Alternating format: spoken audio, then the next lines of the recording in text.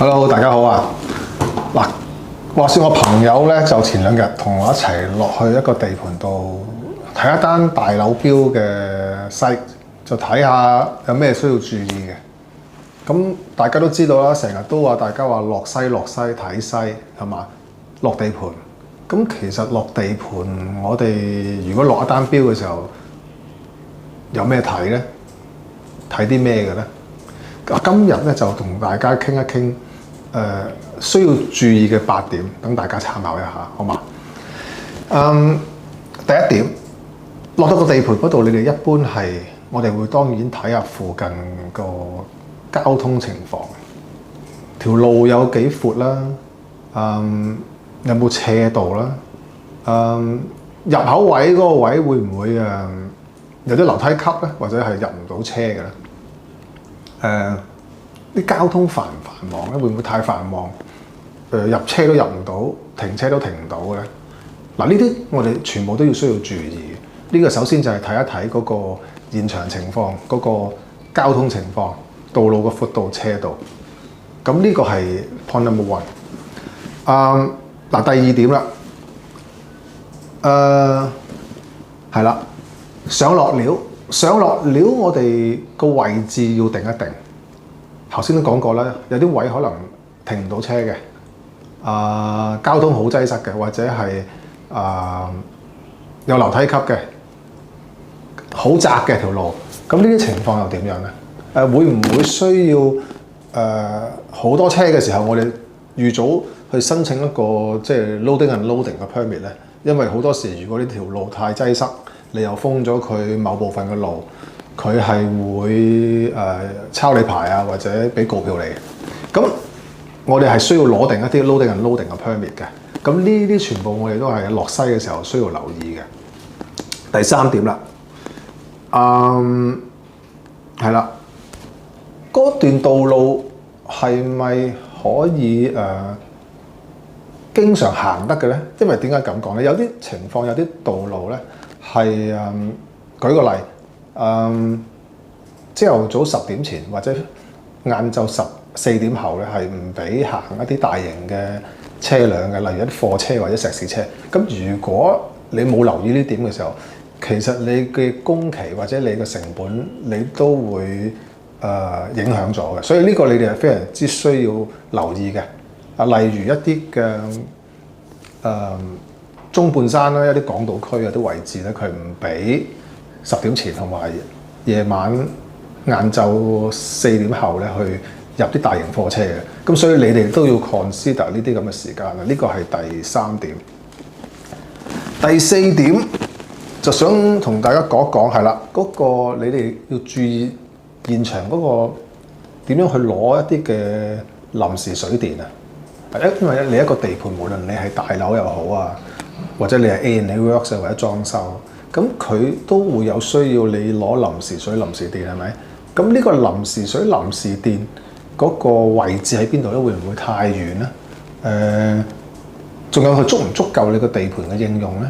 啲水夠唔夠咧？電夠唔夠咧？如果當你唔夠嘅時候，你好可能你係需要及早同呢個中電啊、港燈啊或者水記嗰邊咧去即係攞翻足夠嘅水啊、電啊供應俾你個地盤嘅用嘅。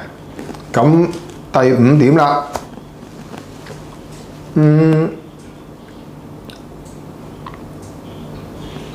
嗱，當你如果你起大樓嘅時候，你係需要注意一下，即係你嘅上家，即係你個地基嗰個盤頭啦。佢哋一般而家你 site visit 嘅時候，佢哋喺度開緊工係咪？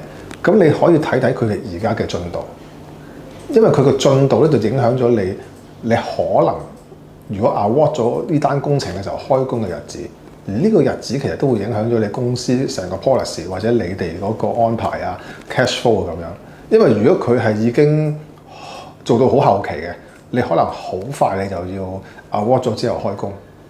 咁係咪你公司嘅resources 可以即係處理得到咧？定係太耐之後嘅好多安排咧都未必去安排到嘅，咁你又會去考慮嘅呢個全部都。另外就係第6點啦，如果你係起大樓嘅時候，你嗰、個好多時要安天秤啦，係咪？咁個天秤腳，我哋睇地盤嘅時候咧，都需要注意啦。究竟佢而家個 stage 係去到邊度咧？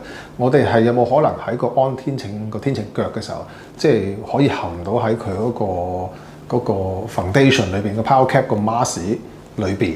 咁如果係嘅話，變咗我哋到時含到個天秤腳嘅時候咧，我哋裝天秤嗰個速度會快咗，同埋個成本都會低咗嘅。咁呢個我哋需要喺 site visit 嗰陣時注意一下。咁第七點啦，第七點。當然啦，如果你係起大樓嘅，咁你其實落到地盤好需要同現場嗰個 foundation contractor， 即係嗰啲打理人啦，去溝通一下，究竟佢哋現場施工嘅時候會唔會有啲咩困難？例如係一啲即係上落料啊、擺車啊、有冇居民投訴啊？呢啲種種你都可以喺佢哋同佢哋傾談嘅時候，你得到呢啲資料啊。因為呢啲資料咧就影響咗你將來你同樣會面對嘅點樣啲車嘅transportation 啦，你上料嘅時間啦，有冇居民投訴你？咁呢啲佢哋已經面對過晒。如果佢話到俾你聽，亦都係對你落廳打一個好大嘅 tips。如果你係做A&A works 或者裝修啦，咁當然你可以同啲場主，即係或者可能單工程有上一手啦，亦都可能係有一啲場主睇場嗰啲，咁佢當然對嗰個地盤個附近嘅環境啊，種種好熟悉啦。邊度攞水攞電？幾時噪音時間？有冇人投訴？邊啲位去得？邊啲位可以上料落料？你同佢哋傾嘅時候咧，你就可以比較清楚。所以呢都係喺你睇西嘅時候落地盤要注意嘅地方。去到最後一點，第八點啦。大家落到去嘅時候，如果你係無論係喺大樓，特別需要注意啦。你嗰啲樓宇附近係咩環境嘅咧？會唔會係太過殘舊啊？會唔會同你將會起嘅樓嗰個距離太過近咧？而呢啲都會影響咗你個標價嘅，因為如果佢已經太過殘舊嘅時候，你係需要做定一啲嘅即係 temporary support。咁當然個標書好多時都會有講嘅，但係你睇翻個現場嘅環境咧，你都會知道其實你做嘅 extend 有幾多。咁另外第二樣嘢就係講緊你，如果個樓宇同你新起嘅樓宇太近嘅時候，你嗰個釘板會唔會拆唔到板咧？即係我意思係個牆身上緊嘅時候，如果同隔離有一個 existing building 個距離太近嘅時候，咁呢個你係可能有需要拆板好困難啦，又或者直情拆唔到板嘅。咁呢啲方面你都要預咗一啲嘅成本喺裏邊。咁呢個標書裏邊未必會講得好清楚，所以呢啲都係需要你喺嗰個 site visit，正所謂即係落地盤嘅時候去留意嘅。咁嗱，以上8點，希望咧就幫到你哋喺你哋平時落西睇 tender 嘅時候咧，有一定嘅幫助。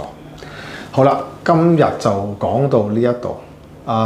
記得咧如果中意呢個video咧，幫我去 subscribe 同埋 share 俾你個朋友。好啦，下次再有咧分享咧，再同大家見面啦。OK，拜拜。